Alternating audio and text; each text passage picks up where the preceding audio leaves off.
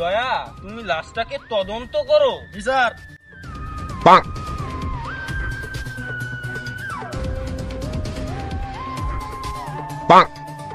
এই, তুই কি সিআইডি কে ফোন করেছিস?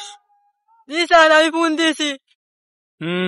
তা ঠিক আছে, তাহলে তুই জামাইয়ের বেশে গহীন অরণ্যে করিস কি? স্যার, আমি নতুন বিয়া করছি, নতুন বউ জ্বালাই আমি ফার্স্টে নামাইছিলাম, বিয়ে আরেক ক্লাস এলো। কি এখানে মরতে এসেছিস? যা, দূরে গিয়ে মর। দয়া এখানে লাশের ময়না তদন্ত করছে।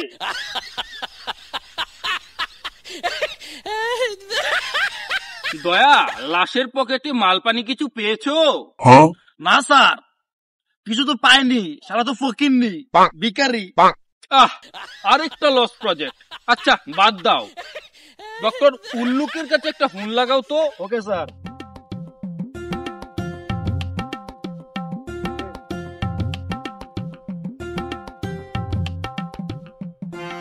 বস, এই অসময়ে এই জঙ্গলের মধ্যে করছো কি? এই নতুন ব্যবসা শুরু করলে কবে থেকে? কি বলছো উল্লুকে? এখানে একটা লাশ মারা গিয়েছে, লাশটার তদন্ত করতে এসেছি। ও আচ্ছা, এই দেখো দেখো, লাশটা তদন্ত করো।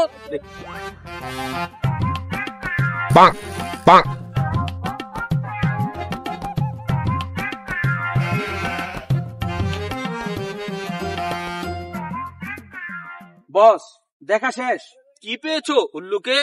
এই লাশটা এখানে গত 1 সপ্তাহ যাবত পড়ে আছে, কিন্তু এই এলাকার একজন মানুষও কিন্তু পুলিশ কিংবা সিআইডি তে কোনো কমপ্লেন জানায়নি। এর কারণ জানো বস? কারণ কি?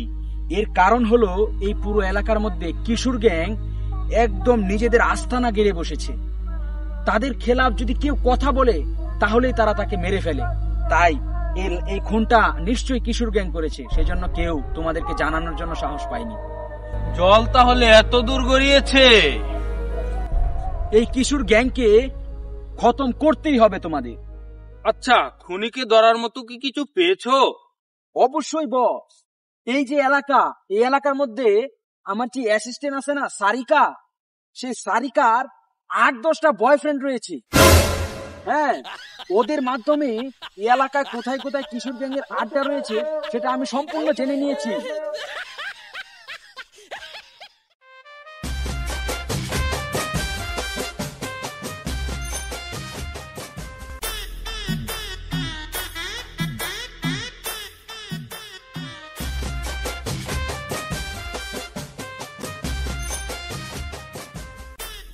দাঁড়াও দয়া, একটু জিরিয়ে নি।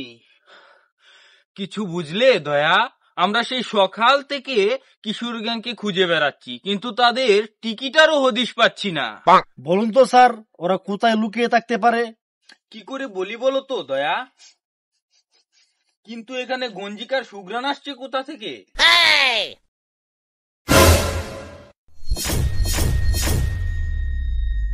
তার মানে কি বুঝলে দয়া? আমরা নাকের ডগায় সর্দি রেখে পুরো দুনিয়া খুঁজে বেড়াচ্ছি। চলো চলো চলো।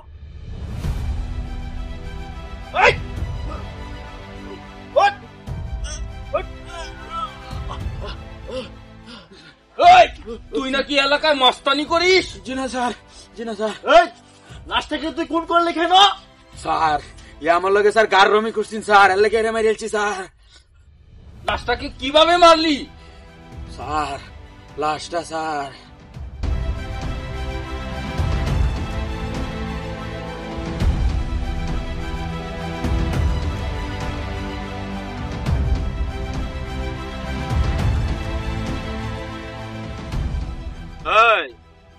হ্যাপি নিউ ইয়ার আইতাছে। এমপি সাহেব গত বছরে সমাধান করে দিছে, 1 বছর তুই বাজি ফাটাইবে, 1 বছর আমি বাজি ফাটাইয়াম। ঠিক আছে?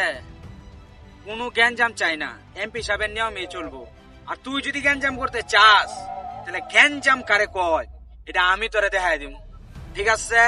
ওই সরকার গেছে, এমপি গেছে, এমপির নিয়মও গেছে, এই বছর আমি বাজি ফাটাবো, তুই যা করবি কর।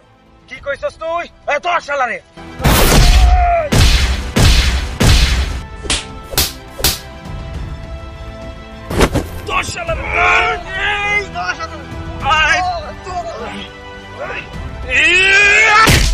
তোর বাজি ফাটানোর খুব শখ তাই না?